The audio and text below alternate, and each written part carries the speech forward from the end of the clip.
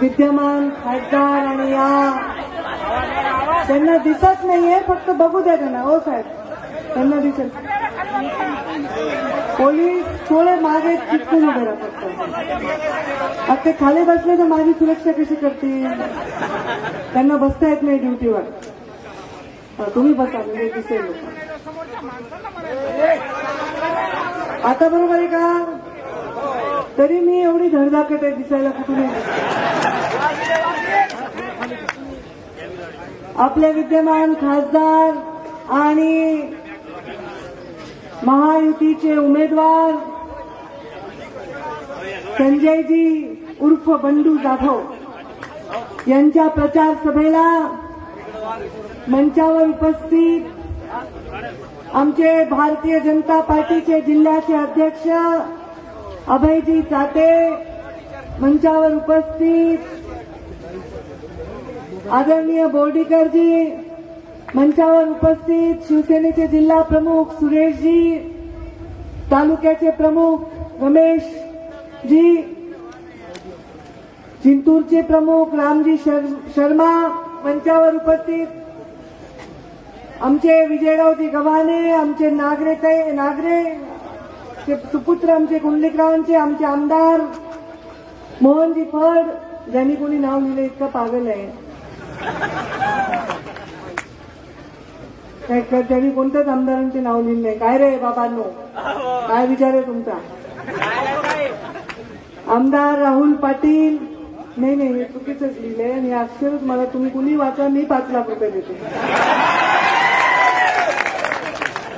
आमदार राहुल पाटील, आमदार मोहन फड, आमदार हरिभाऊ लहाने, माजी आमदार मी विजयजींचं नाव घेतलं, रामनाना आनंदजी भरोसे, संजयजी साडेगावकर, विलासांना गीते, आमचे रबदाडे मामा, सुरेशजी बुमरे, इथे उपस्थित सर्व मंचावरील मान्यवर, माझ्या या कार्यक्रमाला उपस्थित मंचावरच्या सर्वांना मी त्यांची दिलगिरी व्यक्त करते. कारण सर्वांची नावं घेतले तर पुढच्या सभा आहेत आणि आज मी शिवसेनेच्या सभांना, महायुतीच्या शिवसेनेच्या उमेदवारांना विजयाकडे कसं जास्तीत जास्त लोटता येईल याच्यासाठी पंकजा गोपीनाथ मुंडे, भाजपा आणि मुंडे साहेबांवर प्रेम करणाऱ्याबरोबर याचा योगदान आहे. त्यामुळे आता इथली पुढची सभा हिंगोलीची आहे, तिथेही शिवसेनेचे उमेदवार आहेत आणि या प्रचार सभांची अशी रीग लागलेली आहे की प्रत्येक जण म्हणतो काही संध्याकाळची सभा द्या. मी मला आधी संध्याकाळचं हेलिकॉप्टर पुढच्या निवडणुकीपर्यंत आपण आणू, तोपर्यंत तर मला सकाळची सभा द्यावी लागेल. बंडूभाऊ, माझ्या स्वतःच्या बहिणीची निवडणूक आहे आणि त्या निवडणुकीकडे, बीड जिल्ह्याकडे सगळ्या राज्याचं लक्ष लागलेलं आहे. मला वाटतं तुमचाही जीव थोडा तिकडे अडकलाच असेल. मग बहिणीची निवडणूक करत असताना दिवसभर पक्षाचं काम करणं, पक्षातील महाराष्ट्रातील कानाकोपऱ्यातील लोकांची अपेक्षा आहे की मुंडे साहेबांची कन्या आपण आहात, आता राज्याच्या प्रमुख नेत्यांमध्ये आहात, आपली एक सभा आम्हाला मोठी ताकद देऊन जाते. ही ताकद आहे ना, ही पंकजा नावात नाहीये, पंकजा गोपीनाथ मुंडे या नावामध्ये. आणि हे मला आठवतं की याच मैदानावर बंडूभाऊ तुमच्या प्रचारासाठी मुंडे साहेब आले होते. मेघनाने चांगलं उत्तम मार्गदर्शन केलं. मेघना जीवनामधला पहिलं पाऊल नेहमी भक्कम टाकायचं असतं आणि आपल्या एक उदाहरण घालून द्यायचं असतं. म्हणून आज आपली युती नव्हती झाली तर चित्र वेगळं होतं, पण युती झाली आहे तर हे उत्तम चित्र आहे. कारण युती झालेली आहे ते एका कारणासाठी झाली आहे. ते कारण काय आहे? ते कारण या देशाला एक मजबूत सरकार द्यायचंय आपल्याला, हे कारण आहे. आणि ते मजबूत सरकार प्रधानमंत्री नरेंद्र मोदींच्या नेतृत्वाखालीच शक्य आहे. नुसतं सरकार तर अनेक वर्ष होतं. आधी ब्रिटिशांनी आपल्या देशावर राज्य केलं, त्याच्या आधी मोगलांनी आपल्या देशावर राज्य केलं. ब्रिटिशांनी आपल्या देशावर राज्य केलं, व्यवसाय म्हणून आले आणि डिव्हाइड आणि रूल असा नियम लावून आपल्या देशातल्या माणसात भेद करून त्यांनी राज्य केलं. आणि हेच ब्रिटिशांच्या अवलादी असलेले हे काँग्रेसवाले आधी काय केलं त्यांनी? जेव्हापासून काँग्रेसचा एक तर्फा फार राज्य होतं, जिथे जाईल तिथे काँग्रेस निवडून यायचं, जिथे जाईल तिथे त्यांचं सरकार असायचं. कधीही लोकांना विचारलं नाही आणि एक सक्षम पर्याय म्हणून भारतीय जनता पार्टी उभी राहिली. मग त्याच्यातून युतीचा जन्म झाला. शिवसेना प्रमुखांच्या आणि मुंडे साहेबांच्या प्रतिमेला हार घातला आपण. वरती छत्रपती शिवरायांची प्रतिमा आहे. या प्रतिमा आपल्या डोळ्यासमोर नुसते हार घालण्यासाठी नाही आहेत. यांनी छत्रपतींच्या विचारांवर आमचे बाळासाहेब ठाकरे, म्हणजे मी तर त्यांना नेता म्हणून आमच्या घरातला एक ज्येष्ठ मार्गदर्शक, आमच्या घरातला ज्येष्ठ सदस्य म्हणून त्यांच्याकडे बघत आलेला. नेता तर आहेच नाही, पण एका पित्याच्या भूमिकेने ते मुंडे साहेबांनी, प्रमोद महाजनांनी नेहमी स्वर्गीय बाळासाहेब ठाकरेंच्या आशीर्वाद घेतले, त्यांच्याशी चर्चा केली. आणि आज मुंडे साहेबांनी त्यांची आपल्याला आठवण झाल्याशिवाय राहत नाही. या निवडणुकीमध्ये या काँग्रेसनी डिवाइड आणि रूल केला, भाजपा सक्षम पर्याय झाली. अरे भाजपा ही अल्पसंख्याकाच्या विरोधात आहे, अशा प्रकारचं वातावरण निर्माण केलं. भारतीय जनता पार्टी म्हणजे जणू मुस्लिम विरोधी, अल्पसंख्याक विरोधी आहे, मुठभर लोकांची पार्टी आहे असा प्रचार केला. आणि त्यांचे पिल्लू असलेले हे राष्ट्रवादी आता जातीवादी प्रचार करतात. म्हणजे आधी धर्माच्या नावावर यांनी उभी फळी केली, नंतर आता जातीच्या नावावर आडव्यात चिरा मारतायत. अरे या समाजाचे छोटे छोटे तुकडे करणाऱ्या त्या स्वार्थी लोकांना राजकारणातून हद्दपार करण्याची जबाबदारी ही तुमची आहे. 10 किलोमीटरला यांचं भाषण बदलतं, यांचा उमेदवार वेगळा, यांचं भाषण वेगळं, यांची भूमिका वेगळी. बीडला येऊन जातीवाद करायचा, इथं येऊन धर्मवाद करायचा, आणखी पुढे जाऊन आणखी काय करायचं. 10 किलोमीटरला तुमची भूमिका बदलत असेल तर या देशाच्या लोकांनी तुमच्यावर विश्वास का म्हणून ठेवायचा. आपल्या ताजमहल हॉटेलमध्ये हल्ला झाला होता, आतंकवादी कसाबला पकडलं, बरोबर आहे. जेव्हा त्याच्या आधी मुंबईमध्ये बॉम्बस्फोट झाले होते, रोज छोटे मोठे आतंकवादी हल्ले होत होते.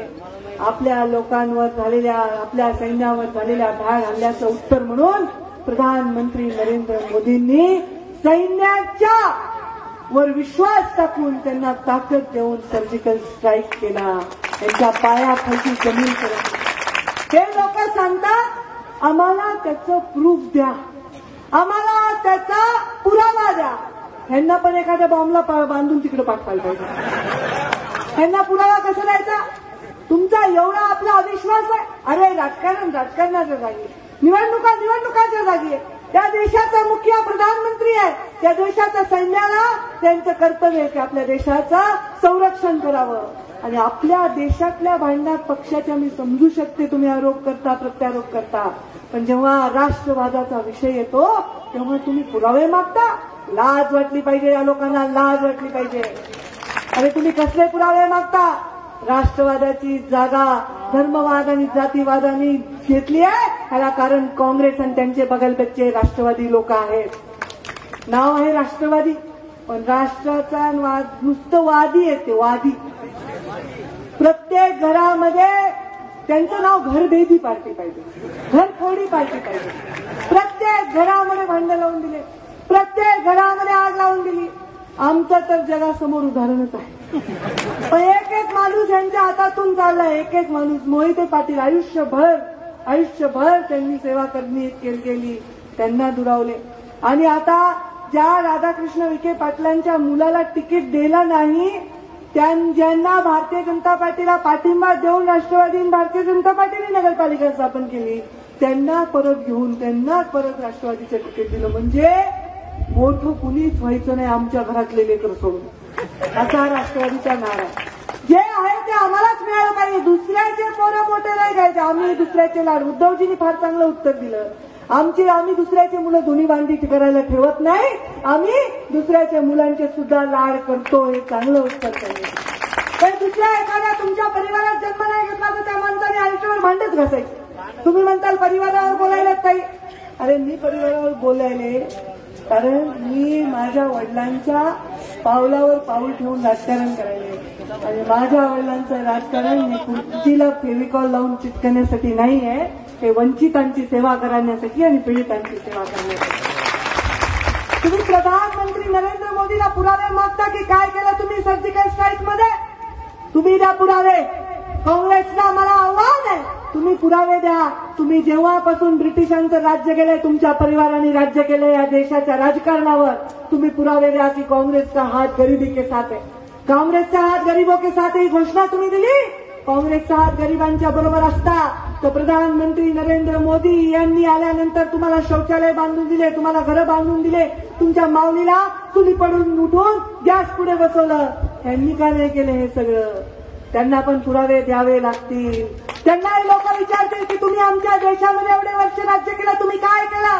अरे मोदीजींना फक्त एक टर्म मिळाली, एक टर्म. अजून एक टर्म मोदीजींना मिळाली तर या देशाचं चित्र असं बदलणार आहे की हा देश हा महासत्ता बनणार आहे, महासत्ता. आपल्या प्रधानमंत्र्याला आधी कोणी विचारत होतं का? आपले प्रधानमंत्री बिचारे दुसऱ्या राज्यात देशात जायचे, कुठेतरी तिसऱ्या चौथ्या रांगेत बसायचे, त्यांना घ्यायला कोण जायचं? पण आपल्या प्रधानमंत्र्याला आता देशाच्या बाहेर गेले तर प्रधानमंत्र्याला लाल कार्पेट घेऊन अमेरिकेचा राष्ट्राध्यक्ष सुद्धा घ्यायला जातो. आपल्याला इथं भूषण वाटतं ना बसल्यावर. आणि आपण काय जाणार? देशाच्या प्रधानमंत्र्याचं पहिलं कर्तव्य आहे आपल्या देशाची इज्जत जगामध्ये वाढवणं, आहे की नाही? काय प्रधानमंत्र्यांनी ग्रामपंचायतची निवडणूक लढायची? प्रधानमंत्र्याचं काम काय? प्रधानमंत्र्याचं काम आहे देशाची जगामध्ये इज्जत वाढवणं. प्रधानमंत्र्याचं काम आहे आमच्या गावागावातल्या गरिबांना, वंचितांना सुख सुविधा देणं. लाल किल्ल्यावर भाषण केलं मोदीजींनी. लोकांना वाटलं काय भाषण करतील मोदीजी. त्यांनी सांगितलं मी गरीब माणूस आहे, मी साधा माणूस आहे, मी साध्या साध्या योजना राबवणार. आधीचे प्रधानमंत्री भाषण आठवते का? बघा, मला तर काही आठवत नाही. आधीच्या प्रधानमंत्र्यांनी 26 जानेवारी आणि 15 ऑगस्टला पेपर समोर धरून वाचलेलं मला आठवतंय, पण मला नाही वाटत की कधी त्यांनी जनतेशी संवाद साधला. प्रधानमंत्र्यांनी स्वच्छता अभियान दिला. 2004ला मी मुंडे साहेबांचं काम सुरू केलं. आज 15 वर्ष झाले मुंडे साहेबांचं मी काम करते. 2004ला आम्ही प्रचाराला गेलो, सकाळी गेलो आणि रात्री गेलो तर गावाच्या दोन्ही रस्त्याला लाईनमध्ये लोक शौचाला बसलेले असायचे. चित्र आहे होतं की नाही ग्रामीण भागामध्ये? आणि गावामध्ये गेले की हे दुर्गंधी, हे घाण. त्याच्यामुळे आम्ही प्रचार करायचो. या गावाच्या या दोन्ही तर्फा बसणाऱ्या शौचाला बसणाऱ्या लोकांची कुचंबना, माझ्या माऊलीची कुचंबना का हो 50 वर्ष लक्षात आली नाही या लोकांना? प्रधानमंत्री नरेंद्र मोदींनी स्वच्छता अभियान दिलं. या देशामध्ये 38% फक्त लोकांकडे शौचालय होतं. आज 100% लोकांकडे शौचालय आपल्या सर्वेच्या निमित्तानं. त्या शौचालयाचा सर्वे त्यांनी केला आणि 100% लोकांना दिलं.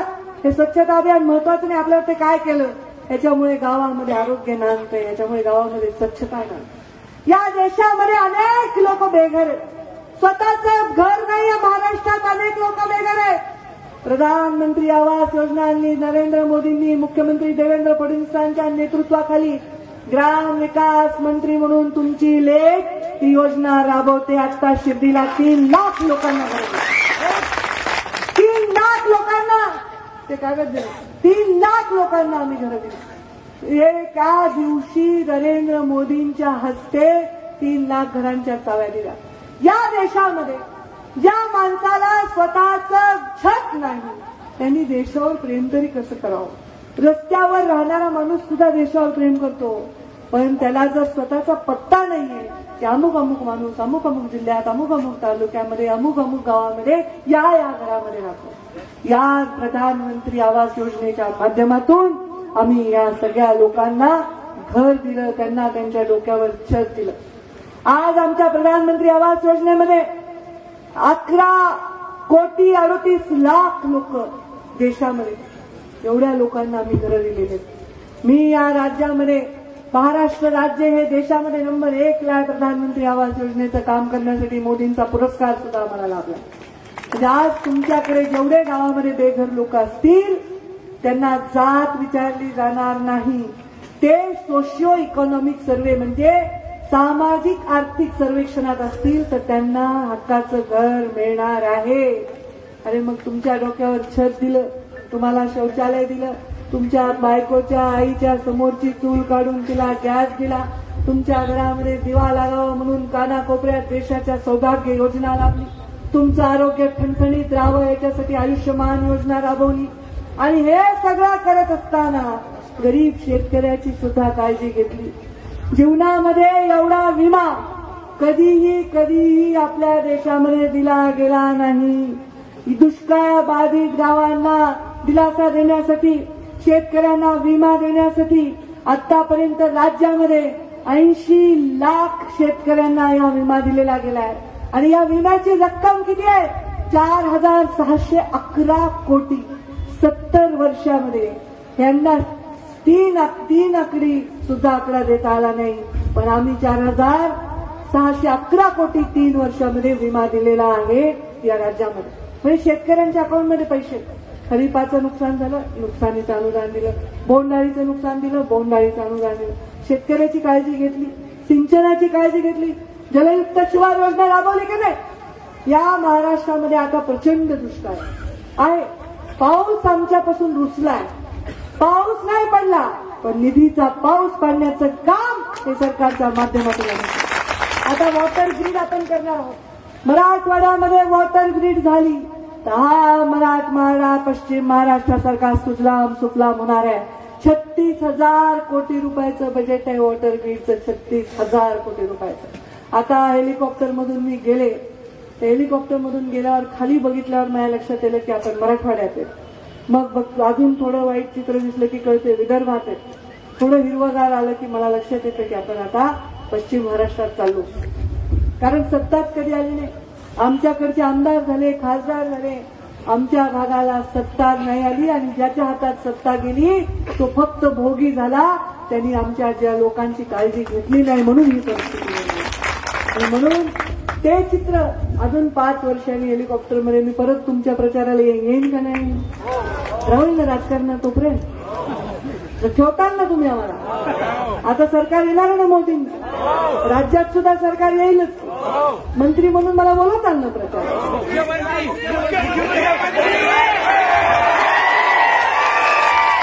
प्रचाराला मी आले तर हेलिकॉप्टर मधून हिरवागार मला परभणी जिल्हा दिसणार, मराठवाडा जिल्हा दिसणार।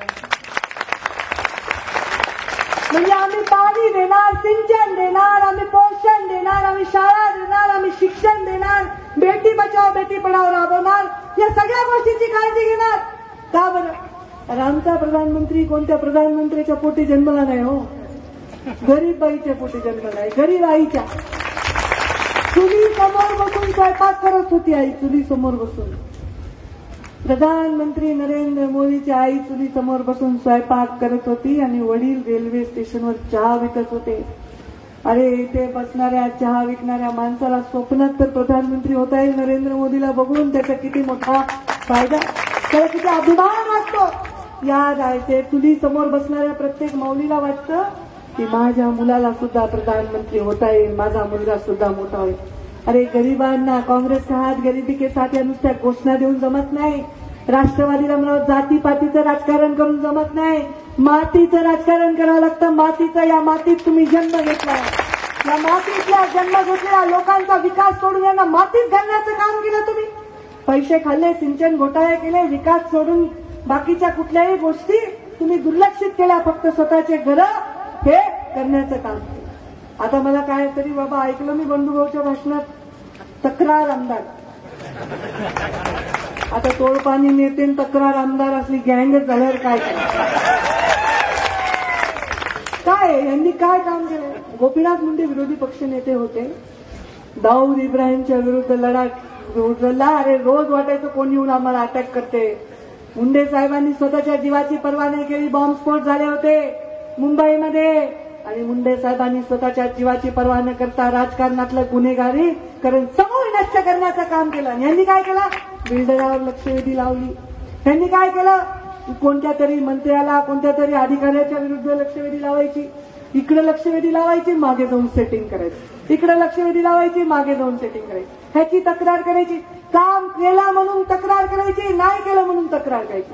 टेंडरनी काम केलं म्हणायचं, एकीकडे दुसऱ्या कामात म्हणायचं टेंडरनी का केलं, नुसता कागद दिला की सुरू झाले यांचं काय काम आहे? मुंडे साहेबांनी जीवनामध्ये सामान्य माणसासाठी लढा दिला। हे मुंडे साहेबांचा वारसा होऊ शकते तोडपाणी करणारे लोक? अरे तुम्ही एक एक कागदावर एक एक सही करता, ती सही, त्या सहीची तुम्ही किंमत मोजता, तुम्ही गरीबाचे होऊच शकत नाही। गोपीनाथ मुंडेचा वारसा हा इथे बसलेला मुलगा आहे, तिथे बसलेला पागोटेला गोपीनाथ मुंडेचा वारसा जो कष्ट करतो, जो वंचितांसाठी लढतो त्यांचा आहे. आणि हे काय विरोधी पक्षनेते यांची गँगच आहे. आता कळणार आहे यांचे पण सगळे खुलासे प्रचार करायचा. तिकडे येऊन म्हणायचं प्रीतम मुंडे गोपीनाथ मुंडे नावाचा गैरफायदा घेऊन मतं हडपण्याचा प्रयत्न करतात. आक्षेप काय यावा प्रीतम मुंडेवर? अरे बंडू जाधव होते ना, मेघना बोर्डीकर, तुम्ही मेघना बोर्डीकर ना, प्रीतम मुंडे आक्षेप घेतलाय. एका व्यक्तीचं नाव वापरून मतदान हडपण्याचा डाव आहे. कोणत्या व्यक्तीचं नाव वापरलं बाबा? गोपीनाथ मुंडे ऊस तोडत जरी असते तरी आमचा बापच आहे ना, आम्ही त्यांचंच नाव दिलं असतं ना. तुम्हाला काय एवढी भीती वाटते? तुमच्या पोटात एवढं का दुखतं? अरे तुम्ही इकडं म्हणायचं घराणेशाही, मुंडे परिवाराची घराणेशाही बीड जिल्ह्यातली संपवून तुम्ही कोण आहेत? तिकडं जाऊन म्हणायचं मावळमध्ये वा वा पार्थ ऊट पारता. रोहित म्हणजे सूर्याची किती चमचेगिरी रे, किती चमचेगिरी. गोपीनाथ मुंडेंनी कुणाला काय दिलं मला सांगता येणार नाही, ते तुम्हालाच माहिती. पण तुमचा पाठीचा कणा टाईट होण्याचं काम कुणाचं मग शिकायचं नाही. काय शिकवलं आपल्याला स्वर्गीय बाळासाहेब ठाकरेंनी सुद्धा? स्वाभिमान दिला. स्वाभिमान सत्ता कधी मिळाली आपल्याला? 95 ते 99 सत्ता मिळाली. फक्त सत्तेत नव्हतं तेव्हा काय आपण स्वाभिमानाने राहत नव्हतो? किती लाचारी करता. धाकट्या पाठीवर बहिण घेतलेल्या बहिणीला म्हणतात तिची लायकी काय, तिची पात्रता काय, आणि 2 शब्द नाही बोलतायत त्यांना सांगता की वा तुम्ही नेते, तुम्ही जपला कुठला आयुष्यभर. ही पंकजा मुंडे इथे प्रचाराला आली, एवढी गर्दी झाली आहे. अरे मी स्वाभिमानी आहे, मी कुणाची चमचेगिरी करत नाही. आमचे मोदी आम्हाला म्हणत नाही आमची चमचेगिरी करा, आमचे मुख्यमंत्री म्हणत नाही आम्हाला आमची चमचेगिरी करा. आम्ही फक्त एका गोष्टी समोर नतमस्तक होतो, ते म्हणजे जनता जनार्दन आहे. जनता जनार्दन रोज म्हणायचं, याच्या विरोधात बोलायचं, त्याच्या विरोधात बोलायचं. तिथं म्हणायचं सुजय विखे पाटलांनी हे चुकीचं केलेलं आहे. वडील विरोधी पक्ष नेते असताना राष्ट्रवादीत प्रवेश, काँग्रेसमधून भाजपमध्ये प्रवेश केला, आणि तुम्ही काय केलं? रोज थापा मारतात, रोज वेगळ्या गप्पा मारतात. या लोकांवर तर घरचे सुद्धा त्यांचे विश्वास ठेवत नाही. घरचे सुद्धा विश्वास ठेवत. त्यांनी जरी येऊन प्रचार केला तर तुम्ही त्यांना चांगला इंगा दाखवा. मुंडे साहेबांनी या मंचावरून भाषण केलं होतं आणि बंडू जाधव यशस्वी झाले होते. माझ्यावर मुंडे साहेबांपेक्षा कमी प्रेम आहे का? जरा जास्तच आहे, बरोबर ना? साहेबांनंतर तुमची जबाबदारी आहे ना. मग मुंडे साहेबांनी या मंचावरून भाषण केल्यावर ते बंडू जाधव निवडून आले. पंकजा मुंडेंनी या मंचावर भाषण केल्यावर काय झालं पाहिजे? काय झालं पाहिजे? कोणी आलं इथे आपल्या देशाचे ज्यांना भाषण करता येत नाहीत ते राहुल गांधी जरी आले आणि ज्यांचं भाषण ऐकून थकून गेलेत लोक, ते राष्ट्रवादीचे नेते जरी आले तरी काही बदल झाला नाही पाहिजे. बरोबर आहे की नाही? मला सभेला बोलवणार नाहीत ना पुन्हा? पुढच्या 5 वर्षांनी वरून यायचं ना हेलिकॉप्टरमधून. तर तुम्ही मतं नाही दिले तर मला कशा बोलवतील? देणार की नाही तुम्ही आम्हाला विजय देणार की नाही? सामान्य गरिबाचा प्रतिनिधी देशाचा प्रधानमंत्री होतो आणि या देशाला परकीय आक्रमणापासून रोखतो. राष्ट्रवाद जागा करा, राष्ट्रवाद. हे जातीवादी आहेत, हे सांगतील हे मुस्लिमांच्या विरोधात आहे, ते अमुक आहे, ते अमुक आहे. अरे काय त्या उद्या भारत पाकिस्तानाच्या विषयामध्ये पाकिस्तानीवरून बॉम्ब टाकला तरी काय बघणार आहेत का? नाही, फक्त हिंदूंवरच पडणार आहे, मुस्लिमांवर नाही पडणार. या राज्यात राहणारा मुस्लिम सुद्धा आमच्यासाठी तेवढाच प्रिय आहे. अरे तो माझा देशातला मुस्लिम आहे, त्याला देशभक्ती आहे. तुम्ही कोण ठरवणार आहे?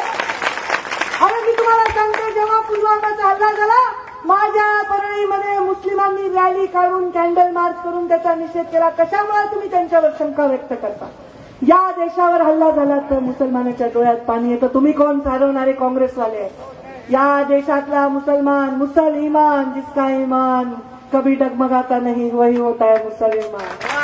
त्यामुळे हे लोक परत म्हणतील तुम्ही शिवसेनेचं काही नाही, शिवसेना भाजप काही नाही. तुम्हाला काही त्रास दिला का बंडी जाधवनी? तुम्हाला काही त्रास दिला का मोदीने? तुमच्या घरात येऊन काही केलं का तुम्हाला? आता देशाच्या विरोधातल्या माणसांशी लढायचं नाही का आम्ही? तुम्ही देशाला देश संपून जावं असं वाटतं का? मग कशामुळे अशा फालतू गप्पांना? अरे कोणत्याही धर्माचा आणि कोणत्याही जातीचा माणूस तो भगवा घालतो, गळ्यामध्ये हिरवा घालतो, पांढरा घालतो का पिवळा घालतो, जय मल्हार म्हणतो का जय सेवालाल म्हणतो का जय भगवान म्हणतो का छत्रपती शिवाजी महाराज की जय म्हणतो. अरे सगळे एकाच रक्ताचे, सगळे आपण भारतीय आहोत. आपण देशभक्तीने ती निवडणूक लढली पाहिजे. या देशात ते छत्रपती शिवाजी महाराजांचं नाव घेऊन जे काही राजकारण गेले अनेक वर्ष चाललंय, मला तर त्याची कीव येते. छत्रपतींनी काय केलं? परकीयांच्या आक्रमणाच्या विरुद्ध हिंदवी स्वराज्याची स्थापना केली. मोगलांच्या आक्रमणाच्या विरुद्ध त्यांनी काम केलं. आपल्या देशाचं स्वातंत्र्य टिकवण्यासाठी छोटे छोटे माणसं एकत्र केले ना, 12 बलुतेदार, छोटे छोटे छोटे लोकांना एकत्र केलं आणि त्यांची फौज बांधली, मावळ्यांची फौज बांधली. ते म्हणले का नाही या जातीचे नाही. अरे मुस्लिम समाजाने सुद्धा, मुसलमान सुद्धा त्यांचे सेनापती होते की नाही? मग आपल्या देशावर परकीय आक्रमण होत असेल तर आपल्याला मजबूत राजा मिळाला होता छत्रपती शिवरायांच्या रूपाने. आता ते दिवस गेले. आता राजा राजवाड्यांचे दिवस नाही. आता लोकशाहीच्या मतपेटीतून आता राजाचा जन्म होतो 5 वर्षासाठी, तो सुद्धा सेवा करण्यासाठी. आता बंडोबस्त आहे हे सांगतोय. हे बाबांनो हे बोलू द्या रे, बोलू द्या. तो बेशुद्ध अवस्थेत सुद्धा बंडू भाऊ निवडून येते म्हणतो. तुम्हाला काय मिळालं? नशेतला माणूस सुद्धा म्हणतो बंडू भाऊ निवडून येते. तर ज्याच्या डोक्या ठिकाणावर त्याला तर कमळा सॉरी धनुष्य बाणासमोर 2 किलोमीटरला वेगळे, त्याला तर धनुष्य बाणासमोर बटन दाबून आमच्या महायुतीच्या उमेदवाराला विजयी करावला. करणार की नाही? आम्ही तुम्हाला रस्ते दिले. माझ्या खात्याने तर किती निधी दिला? 25-15 दिला. मुख्यमंत्री ग्राम सडक योजने दिल्या. आम्ही रस्ते देताना तुमचा विकास पाहिलेला आहे. परत एकदा प्रधानमंत्री नरेंद्र मोदींचं सरकार आलं तर तुमच्या विकासाचा कुठलाही प्रश्न आम्ही शिल्लक ठेवणार नाही. 70 वर्षाचं खरकट काढायला 4 वर्ष पुरे आहेत का? पुरे आहेत का? मग अजून एक टर्म दिले पाहिजे ना. मग फिर एक बार जरा मोदीजींना ऐकू गेलं पाहिजे. आज कुठं सभा आहे त्यांची तिथं ऐकू गेलं पाहिजे. एक कॅमेरा जरा घुमाव जर फिर एक बार, फिर एक बार, फिर एक बार मोदी सरकार करायचं असेल तर फिर एक बार बंडू जाधव खासदार करावं लागेल. आणि मुंडेंची सभा फेल जाता कामा नये. हे सब कर्तव्य तुमचं आहे. तुमच्याकडे जबाबदारी देऊन जाते. माझ्या बहिणीचा प्रचार सोडून ती चिंता बाजूला ठेवून मी माझ्या भावाच्या प्रचाराला आलेले त्यांच्या पाठीमागे सक्षमपणे तुम्ही उभी राहा आणि त्यांना प्रचंड मताने विजयी करा. जय हिंद, जय महाराष्ट्र.